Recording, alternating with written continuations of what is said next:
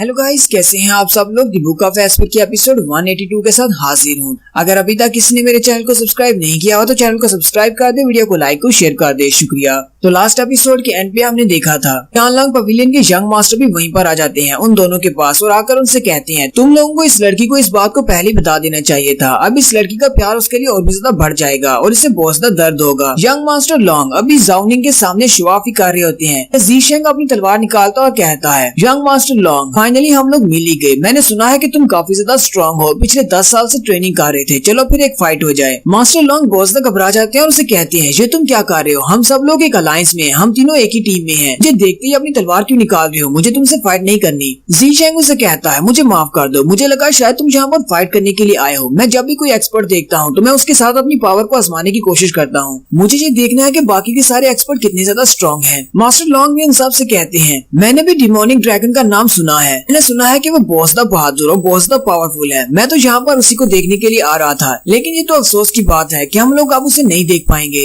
जाओनिंग चिल्लाकर उसे कहती है तुमने ऐसी बात क्यों की, क्या तुम्हें भी लगता है कि मेरे बिग ब्रदर मर चुके हैं लेकिन अभी तक उनकी बॉडी किसी को नहीं मिली, वो भी जिंदा है, वो वापस आएंगे। मास्टर लॉन्ग उसे कहते हैं लगता है कि तुम्हें लाइटनिंग कैनियन के बारे में नहीं पता, वहाँ पर जो भी जाता है उसकी बॉडी कम्प्लीटली डिस्ट्रॉय हो जाती है और उसकी सोल भी शैटर हो जाती है, उसकी बॉडी नहीं मिलती। मास्टर लॉन्ग उसे कहते हैं मेरे अंकल जो भी उस कैनियन के अंदर फंस गए थे लेकिन वो बहुत ज्यादा लकी थे, उन्हें वहाँ से पर्पल लाइटनिंग आई का तोहफा मिला, वो जिंदा बचकर वापस आ गए। तो तुम्हारा जू फैन भी इतना ज्यादा लकी हुआ तो वो वहाँ से कोई ना कोई गिफ्ट लेकर यहाँ पर वापस जरूर आएगा, नहीं तो वो मर चुका है। मास्टर लॉन्ग कहते हैं और अगर उसे यहाँ पर आना होता तो वो यहाँ पर आ चुका होता। लू फैमिली वालों ने अभी अभी अपनी 28 बैटल को जीता है जो कि सेकंड क्लास की फैमिलीज के साथ थी और इसके बाद जो फाइट होने वाली है वो फर्स्ट क्लास की फैमिलीज के साथ होने वाली है। फर्स्ट क्लास की फैमिलीज और एक थर्ड क्लास की फैमिली में जमीन आसमान का फर्क होता है। लू फैमिली अपनी 29th बैटल को नहीं जीत पाएगी। अगर वो यहाँ पर अपनी लू फैमिली के साथ फाइट करने के लिए नहीं आता तो इसका मतलब तो यही है कि वो इस दुनिया से चला गया है, वो कभी भी वापस नहीं आएगा। जाओनिंग उसकी बात सुनने के बाद और भी ज्यादा रोना शुरू कर देती है, जबकि ज़ीटियान भी उसकी बात सुनने काफी ज्यादा उदास हो जाता है। मास्टर लॉन्ग ज़ीशेंग से कहते हैं तुम्हें क्या लगता है एक लू फैमिली जो कि थर्ड क्लास की फैमिली है जिसके अंदर जू फैन नहीं है, जू फैन के मरने के बाद क्या हम लोग इसे अपना अलाई बनाकर रखेंगे। ज़ीशेंग उसे कहता है मुझे इस बात से फर्क नहीं पड़ता, मुझे इस बात से फर्क नहीं पड़ता कि जू फैन जिंदा है या नहीं, लू फैमिली वालों के साथ हमारी एक अलायंस है तो फिर ठीक है, हम उसके साथ अलायंस में रहेंगे। मास्टर लॉन्ग हंसना शुरू कर देता है और कहता है तुम्हारे से तो मुझे इसी जवाब की उम्मीद थी। फिर वो ज़ीटियान से कहता है यंग मास्टर ज़ीटियान, तुम्हारा इस बारे में क्या ख्याल है। ज़ीटियान उसे कहता है मुझे इस बात से फर्क नहीं पड़ता कि जू फैन यहाँ पर है या नहीं, जू फैन मेरा भाई है और उसका क्लैन मेरा क्लैन है। अगर जू फैन यहाँ पर नहीं भी आता, वो मर चुका है, फिर भी मैं यही चाहूंगा कि लू फैमिली वाले यहाँ से सेफली वापस जाएं। मास्टर लॉन्ग हंसना शुरू कर देते हैं और कहते हैं सेकंड यंग मास्टर, तुम्हारे बारे में मैंने सुना था कि तुम बहुत ज्यादा केयरिंग हो, आज मैंने देख भी लिया है, लेकिन अफसोस की बात तो ये है कि हमारा कॉन्ट्रैक्ट जू फैन के साथ था। यानलॉन्ग पवेलियन तभी तक लू फैमिली के साथ है जब तक कि जू फैन जिंदा है, अगर जू फैन नहीं तो हमारा कॉन्ट्रैक्ट खत्म हो चुका है। अब तो लू फैमिली वालों को खुद ही अपनी जान बचानी पड़ेगी। वो जितनी अच्छी परफॉर्मेंस यहाँ पर देंगे तो शायद किसी बड़ी फैमिली की एक वैसा स्टेट बन जाए, लेकिन मुझे नहीं लगता कि लू फैमिली वाले इस एसोटेरिक डिबेट से जिंदा वापस जाने वाले हैं। जरा उस तरफ तो देखो, सारे के सारे ड्रैगन्स ने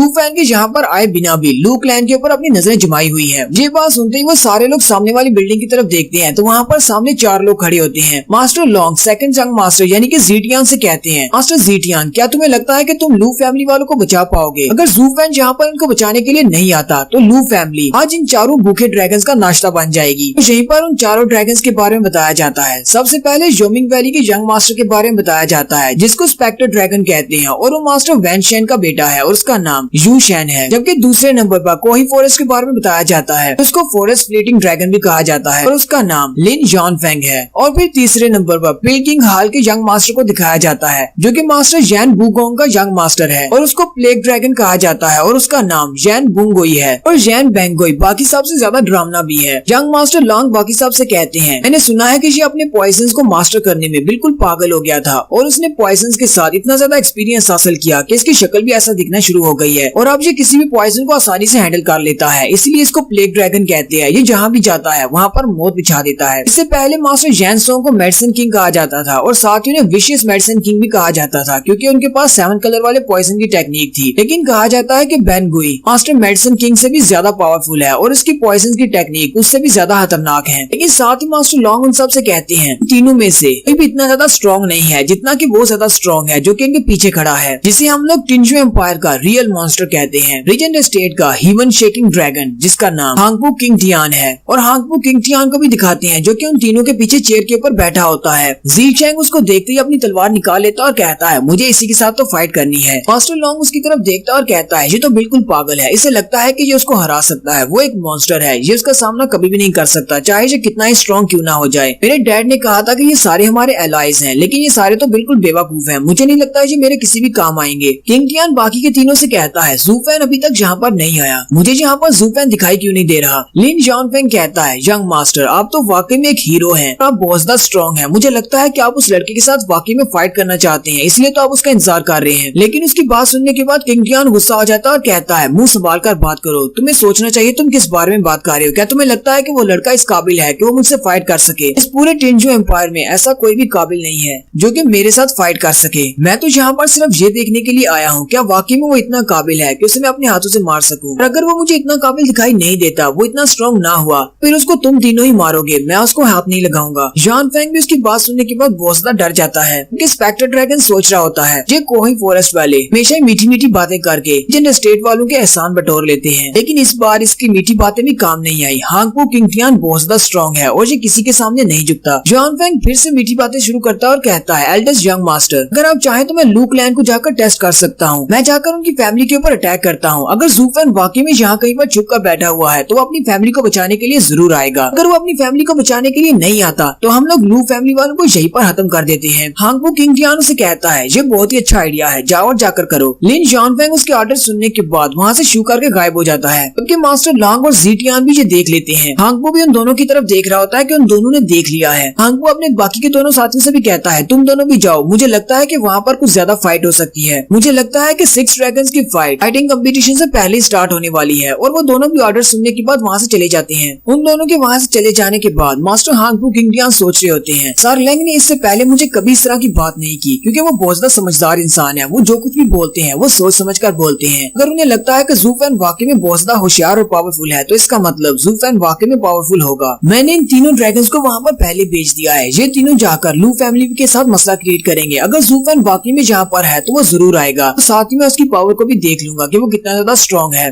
ठीक है ज़ूफेन चलो जल्दी से बाहर निकलो और मुझे दिखाओ कि तुम कितने ज्यादा स्ट्रॉन्ग हो। लू फैमिली वाले अपनी फाइट को जीतने के बाद टीना से वापस आ रहे होते हैं। कैप्टन पैंग भी वहीं पर खड़े होते हैं और उनसे कहते हैं यंग मास्टर यंग मिस आपने बहुत ही अच्छा किया। यंग मिस भी अपनी तारीफ सुनने के बाद काफी ज्यादा खुश हो जाती है, फिर वो जाकर बेंच के ऊपर बैठ जाती है। कैप्टन पैंग उनसे कहता है तुम लोगों की परफॉर्मेंस आज बहुत ज्यादा अच्छी थी, तुमने बहुत ही अच्छा किया, आज की फाइट तो बहुत ज्यादा इजी रही। और साथ ही बाकी के सारे सोल्जर्स की भी तारीफ करता है, वो सारे भी बहुत ज्यादा खुश जाते हैं। जुनहाई कैप्टन पैंग से कहता है कैप्टन पैंग तुमने इन सबको कैसे ट्रेन किया है, ये सारे बच्चे तो बहुत ज्यादा स्ट्रॉन्ग है, हालांकि इनकी एज इतनी ज्यादा नहीं है लेकिन फिर भी इनके फाइट करने का जज्बा बहुत ज्यादा है। जुनहाई कहता है मैं पिछले 5 साल से मास्टर डोकू की आर्मी के साथ था, दुश्मन के साथ फाइट कर रहा था, लेकिन वहाँ पर भी हमारे पास ऐसे कोई भी सोल्जर्स नहीं है क्योंकि इतनी यंग एज में इतने ज्यादा स्ट्रॉन्ग हूँ। कैप्टन पैंग हंसना शुरू कर देता और कहता है यंग मास्टर सबको मैंने ट्रेन नहीं किया, बल्कि इन सबको मैंने उस मेथड से ट्रेन किया है, इस मेथड से मास्टर ज़ूफेन ने मुझे ट्रेन किया था। मास्टर ज़ूफेन ने मुझे कहा था चाहे एक सोल्जर कितना ही स्ट्रॉन्ग और वीक क्यों ना हो, उसे हमेशा आगे बढ़ते रहना चाहिए। मैंने इन सभी लोगों को इस तरह से ट्रेन किया है कि ये सारे लोग ये कितने ही वीक क्यों ना हो, दुश्मन कितना ही स्ट्रॉन्ग क्यों ना हो, ये हमेशा आगे बढ़ते हैं। ये लोग लू फैमिली के लिए अपनी जान देने से भी पीछे नहीं हटेंगे। जुनहाई एक बार अपनी बहन की तरफ देखता है और एक बार कैप्टन पैंग की तरफ देखता है, क्योंकि